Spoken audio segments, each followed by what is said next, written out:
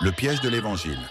Jésus leur répondit, en vérité, je vous le dis, vous me cherchez, non parce que vous avez vu des miracles, mais parce que vous avez mangé des pains et que vous avez été rassasiés. » Jean 6, 26. Est-ce que tu cherches Dieu ou est-ce que tu cherches seulement ce que Dieu peut te donner? Il y a une grande différence entre être un amoureux de Christ et être un consommateur de miracles. Jésus a confronté la foule qui le suivait uniquement pour le pain gratuit.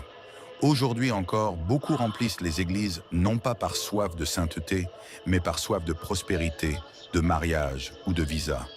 Venir à l'église pour avoir les choses de la vie sans vouloir le Dieu de la vie, c'est de l'hypocrisie spirituelle.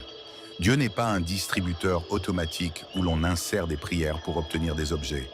Il est un père qui veut une relation. Si ton zèle pour Dieu diminue quand tu n'as pas ce que tu as demandé, c'est que tu n'aimais pas Dieu, tu aimais tes propres désirs. Chercher les bénédictions avant de chercher le royaume, c'est mettre la charrue avant les bœufs. On ne vient pas à la croix pour se servir, on y vient pour se donner. Aujourd'hui, examine tes motivations. Si Dieu ne te donnait rien de plus que son salut, l'aimerais-tu encore? Recentrons nos cœurs. Cherche d'abord sa présence, et sa main s'occupera de tes besoins selon sa volonté. Seigneur, pardonne-nous d'avoir utilisé ta maison comme un marché. Purifie nos intentions. Nous ne voulons pas seulement tes mains remplies de bénédictions, nous voulons ton cœur. Apprends-nous à t'aimer pour qui tu es. Au nom de Jésus, Amen.